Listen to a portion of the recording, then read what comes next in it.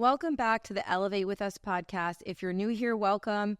And if you've been watching for a while, please like, share, and subscribe for all of the great information we share. Super excited today to welcome my guest, Jena Perez. She is one of our fabulous realtors here at Realty One Elevate, and excited to share her story and how she got where she is today. So, Jena, thanks for having me. So you've been a realtor for a long time. Yes. So kind of tell us, how you started, why you started, and kind of how you got here today. So I basically started working for my parents when I was 18, fresh out of high school, doing all their administrative work. And then I ended up, after about 2 years of doing that, becoming their buyer's agent. Okay. So I worked as their administrator and their buyer's agent, and then moved here to Florida in 2010.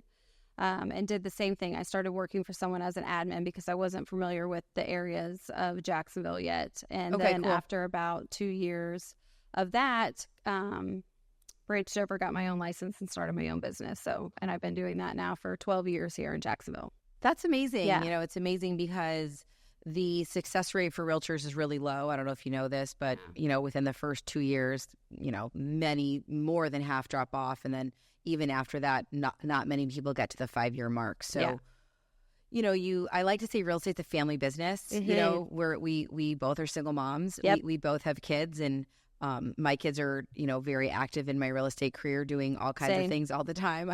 I always say my kids have seen more houses than most agents, because I drag them around and, different communities and stuff and whatnot. So I love that you come from a real estate background. You kind of knew what you were getting into, and that it was a family business for you for years. So what'd you learn from your parents? Because that's really neat. You don't meet that many multi-generation realtors. Well, both of my parents were worked for corporate America. They worked for MCI, WorldCom, and it tanked. And so my mom got her license first, and she really struggled with the cold calling and doing all that. She was great at the administrative part.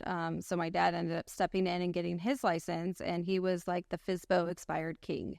He had absolutely no problem picking up the phone and calling. So my job was basically to print out all the 𝗕𝗏𝗡s and expires each day and put them on his desk, and he'd make his 30, 40 phone calls, and we'd go from there. But speaking of when you said a lot of realtors don't make it, when I moved here, the first 2 years in Jacksonville, I struggled, and I really considered quitting, failing, and doing nursing. I was like, I'll become a nurse, and this is what I'll do. Because it's not easy, and you feel really defeated, but you just really have to kind of push through those tough spots and stick with it, and it's profitable, and I love it. I love what I do. I love my job.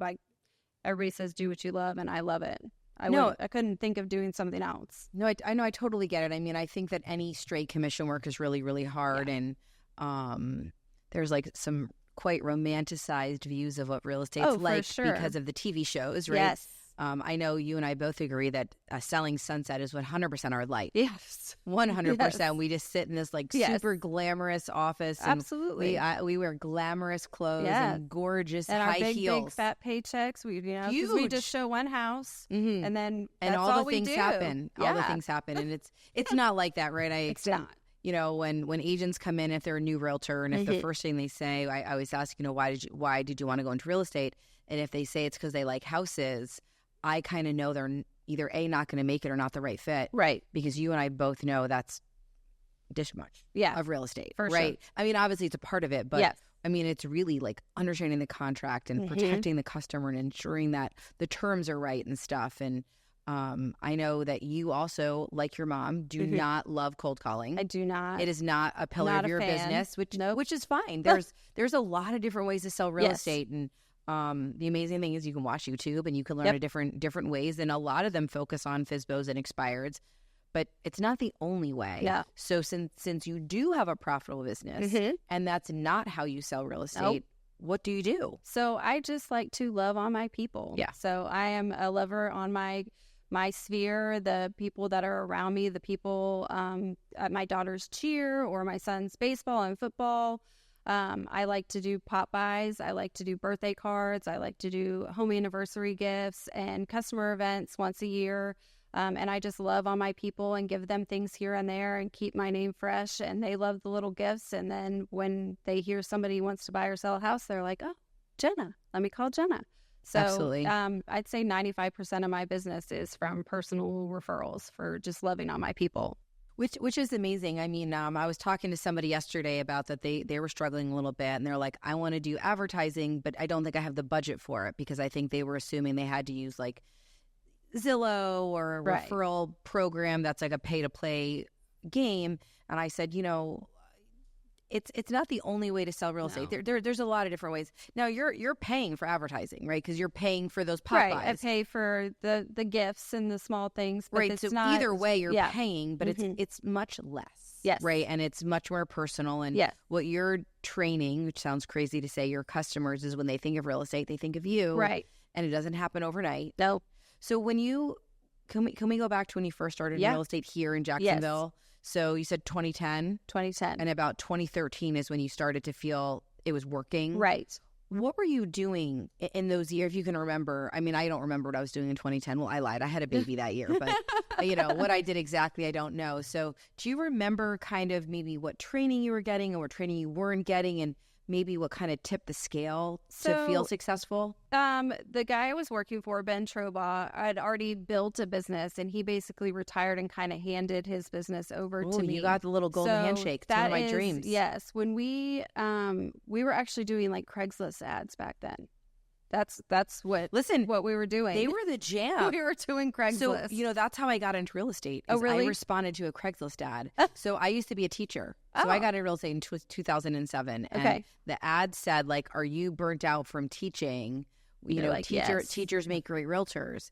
And they had the same ad for teachers and nurses. It's so funny you said that. Funny. Nurses, I guess, also make great realtors. So do servers, people in the serving industry. Well, that's what I did prior to this. And it's because you're used to talking to strangers, and you're used to upselling, because that's how you make more money. And not that we upsell, but you're used to showcasing and featuring. And so, no, I remember when Craigslist ads were a thing. Yeah, we did Craigslist, and short sales were popping a little bit then. Huge. And we did a lot of quick sales. So what we would do is basically price the listing way under value, and then we would host one big open house, and everybody would come in and bid on the property, and then they could see what everybody else was bidding, and we'd end up getting to the price the real that price we needed to be, which I haven't seen those in forever, but we were big on the quick sales back then. That's pretty cool. I don't think that's a marketing strategy anybody uses right now. No. And it does work. Generally, when you underprice any home, you end up getting fair market value. You end up getting more, which I know you probably have these awkward, hard conversations with sellers all the time, especially now as sellers are thinking it's 3 years ago still or 2 years ago again. And we're in a much more balanced market right now where overpricing homes is really you're at a disadvantage. Well, I personally just listed my own personal house, and I did overprice it, and I know better. But I'll tell you, I've learned so much. We had it pre-appraised before I listed it, and I listed it about $30,000 over appraised value because I thought it was a great house, and I thought it would sell for top dollar. And so we got under appraised value. But so we say, I definitely chase the market. So as a realtor, we need to drink our own Kool-Aid. Yep, absolutely. Like we need to go through the home buying and selling process like every 5 years at a minimum. Yes. To understand what it's like for our customer, like walk in their shoes. And when I got divorced, I moved a lot. So I went from the home I shared with my ex-husband to a home that I staged with my furniture that was listed. Right. And I rented it for a reduced rate. Right. And I was there for 5 months. And then I bought a house, and then that location didn't work. And now I'm in the home I'm in now. But I've only been in that home with my ex-husband for 2 years. Right. So 2 years, then 6 months, then a year and a half, and then now. And I was like, man, this Kool-Aid that is gross. Definitely. It is the worst flavor ever.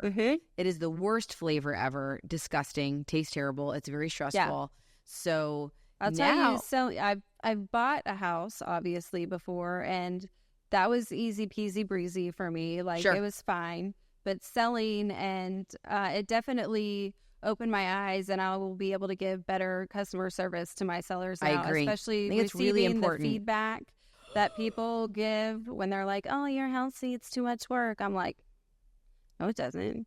Perfect, just the way it is. So I definitely am more sensitive to my sellers now and receiving feedback and, you know, making sure that we're price dropping accordingly to the market and based on showing. So it was a learning experience for sure. I think it's really, really hard to sell your own property because of the emotion. Yes. Right? Because there's an emotional attachment to it, because I feel there's a difference between a house and a home, right? Yes. A home has memories. A house is just four walls. Oh, I'm going to cry. Oh, so I think it's really hard, you know, when you're dealing with that to navigate it. I was telling someone today that we almost shouldn't be allowed to list our own property. Well, you know, and I thought about it. I that was definitely something that I was like, maybe I should let somebody else list it. Yeah. But I really had to step back and say it's just a business transaction. It's hard. It's hard. Listen, it's very hard. And I tell people also when they have to make a hard life choice, like you had to do, that the selling of that house now just means you're going to make another home, right? Yep. The four walls do not make your house a home, right? Right. They don't. It's the people. And the kids, and the I people. thought my kids would be devastated, but it was me that was devastated to leave it. They're so excited to find and buy a new house. Aww. So, well, I'm, like I said, I've got that divorced shirt as well, and I know yours is really new, and it's very, very hard. It's a very whether you wanted to or not, it's, you know, the divorce process is still hard. Well, I was more sad about the house than the divorce. So oh really? Yes. Oh, that's so cute. I was. I was like, you can leave, but I want to keep my house. But you know, it's a blessing. It's a blessing. We like where we're at now. The kids enjoy it. We're closer to their school. I go to the beach all the time. Sure, because you're a lot closer to 4 minutes from me. That's awesome. So even though it was only 10 minutes before, I don't have to go over the bridge. I literally just left, right, and I'm at the beach. And so we enjoy that. It's important to look at the positive of it. I mean, nothing's perfect, right? Nothing's perfect at all. And now you're creating new memories. And, yes. The kids get to walk to the gas station because it's just right there. So they get excited about that. So it's amazing how happy gas stations make children. I know, all the time. Even he's calling me at 8 o'clock this morning. Mom, can I walk to the gas station? I'm like, no, son, it's 8 o'clock in the morning. I need chips. You don't need chips at 8 o'clock in the morning. That's awesome. That's crazy. Yeah. So, you know, I think the important thing about, navigating a sale yourself is that it does give you empathy for your customers. Sure. I think that you'll also be able to use that experience when you meet sellers to say, hey, I know how hard this is. I literally just did that. Right. Did that. You know, let's talk about what happens with the feedback. Yeah. Because it is really hurtful. It is. I mean, it really. Some is nice and some is not. You know, some realtors can, instead of giving actual constructive feedback, you know, like this house is garbage, or there was towels on the floor, or this, like, give me something that's going to help my client. It's so say, funny like, you say that. Or instead of it needs work, well, what work does it need? You're so right. What are you seeing? Realtors out there, please provide real feedback. Yes. Like, just saying they don't like it really doesn't help us fix the problem. Do they not like it for the price? Yeah. Do they not like it because the order of the rooms don't work? Do they not like it because they needed a dedicated office and there wasn't one there? Like, it definitely made me feel like I need to reach more for feedback for my sellers, because I wanted it for myself. Yeah. You know, when they're saying, oh, it needs work. Well, does it need paint? Does it need this?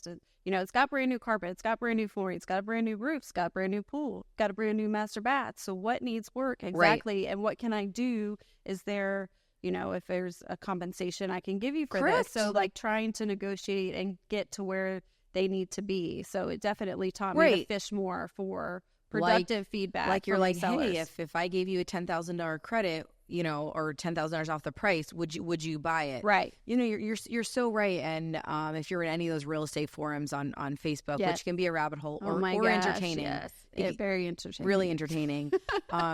Agents talk about it a lot. And I do think that as agents, we need to spend the time providing feedback.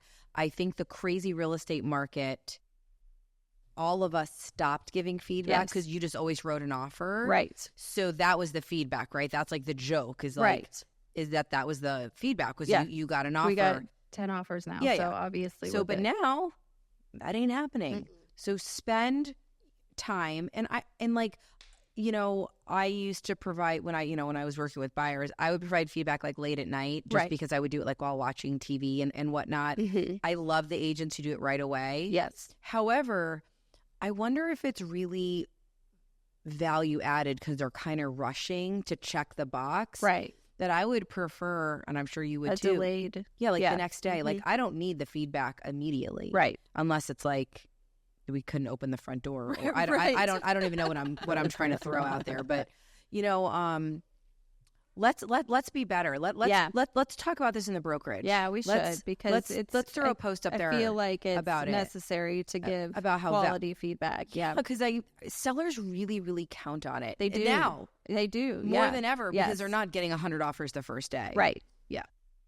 And funny because I did get an offer the first day within 6 hours on the market, and I didn't take it.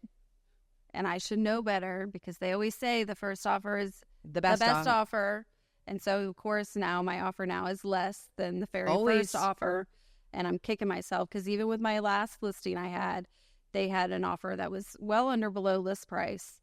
And they're like, no, we just put it on the market. We're not going to take it. We're not going to do it.